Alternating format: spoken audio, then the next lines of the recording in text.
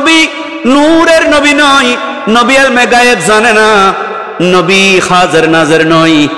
মিলাদুন নবীর কি দরকার আছে? মেরাজুন নবীর কি দরকার আছে? ফাতিহা তাবরুকাতের কি দরকার আছে? যদিও বা তুমি এখন বলছো নবীকে কেন সালাতু সালাম দেবে, সালাতু সালাম দেওয়ার কি দরকার আছে? কাল কিয়ামতের ময়দানে যখন আমার নবীকে মকামে মাহমুদে বসানো হবে, তখন কিভাবে তুমি আমার নবীকে মুখ দেখাবে? সুতরাং ওখানে নবীর প্রশংসা করার আগে দুনিয়াতে আমার নবীর প্রশংসা করে যাও। উচ্চ আওয়াজে বলুন না সুবহানাল্লাহ। মাই মদিনা টিভি প্রেজেন্ট। जो मिला उनसे मिला, बढ़ती है को नैनों में नेमत रसूलुल्लाह की सलातुनिया सलाम निया। प्यारे हाज़रीन, কাল কিয়ামতের ময়দানে যারা দুনিয়ার জমিনে আমার নবীর আজমতকে স্বীকার করে না, আমার নবীর শানকে স্বীকার করে না, আলা হযরত ইমামুল ইশকে ওয়াল মুহাব্বত চতুর্দশ শতাব্দীর মুজাদ্দিদ ইমামে আহমদ রেজা ফজলে বেরলভী বলেন, এখন নয়, যখন আল্লাহ কিয়ামতের ময়দানে আসা আইয়াবা আসাকা রব্বুকা মাকামাম মাহমুদা, যখন আমার নবীর জন্য স্টেজ আল্লাহ তৈরি করবেন, মকামে মাহমুদে যখন আমার নবীকে বসাবেন, সমস্ত আম্বিয়া কেরাম তখন আমার নবীর প্রশংসা করবে। সুবহানাল্লাহ। সমস্ত আম্বিয়া কেরাম আমার নবীর প্রশংসা করবে, সমস্ত নবীর উম্মতরা আমার নবীর প্রশংসা করবে। তখন তুমি যদিও বা দুনিয়াতে আমার নবীর আজমতকে, আমার নবী নূরের নবী নয়, নবী আলমে গায়েব জানে না, নবী হাজির নাজির নয়। মিলাদুন নবীর কি দরকার আছে? মেরাজুন নবীর কি দরকার আছে? ফাতিহা তাবরুকাতের কি দরকার আছে?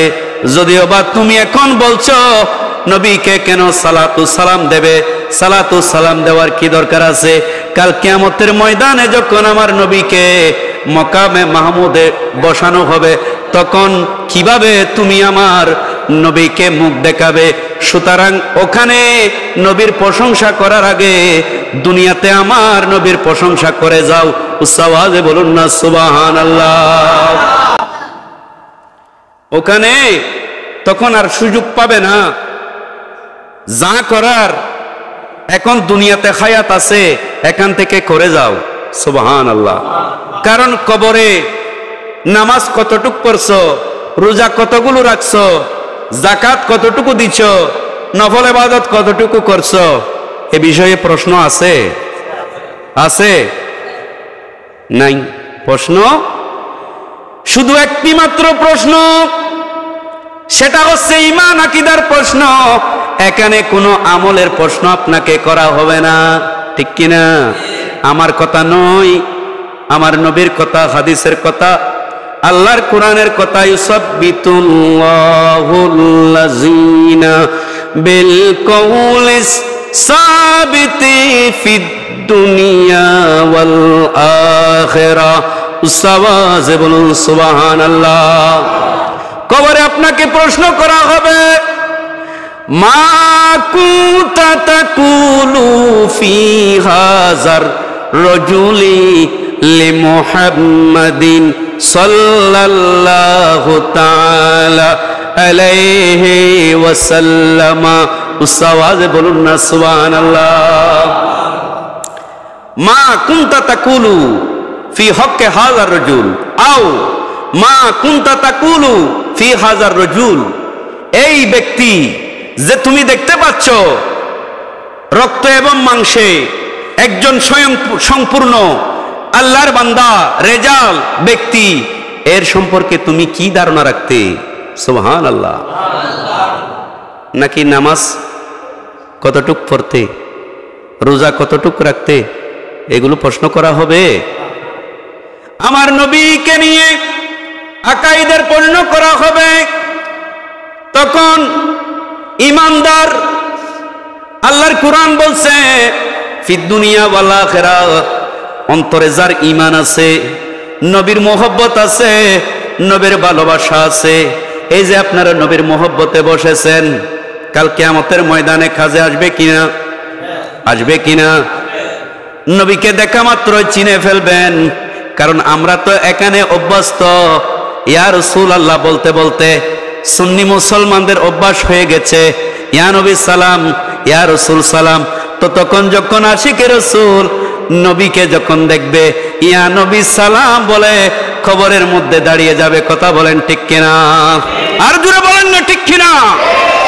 কারণ আমরা এখান থেকে অভ্যস্ত নবীকে সালাম দিতে দিতে।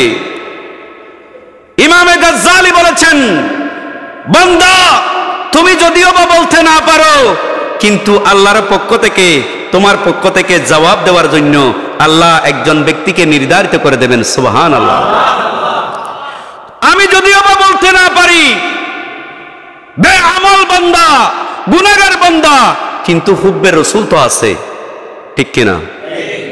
ইমাম বুখারী একটা বাব চয়ন করেছেন কিতাবুল ঈমানের মধ্যে, বাবু হুব্বের রাসূল মিনাল ঈমান। সুবহানাল্লাহ। আন আবি হুরায়রা রাদিয়াল্লাহু তাআলা আনহু আন আনাস রাদিয়াল্লাহু তাআলা আনহু লা ইউমিনু আহাদুকুম হাত্তা আকুনা আহাব্বা ইলাইহি মিন ওয়ালাদিহি ওয়া ওয়ালাদিহি ওয়ান নাসি আজমাইন। সুবহানাল্লাহ। অন্তরে মোহব্বত আছে, নবীর ভালোবাসা আছে, যদিও বা আমার জবান বন্ধ, কিন্তু এরপরেও আমার নবী বলবেন এ তো আমার আশিকে রাসূল। মীর বাড়িতে মেরাজুন নবীর মাহফিল চলছিল, তখন সে গুনাহগার একজন আলেমের মুখে মুখে বলেছে ইয়া রাসূলুল্লাহ। Follow, subscribe and share.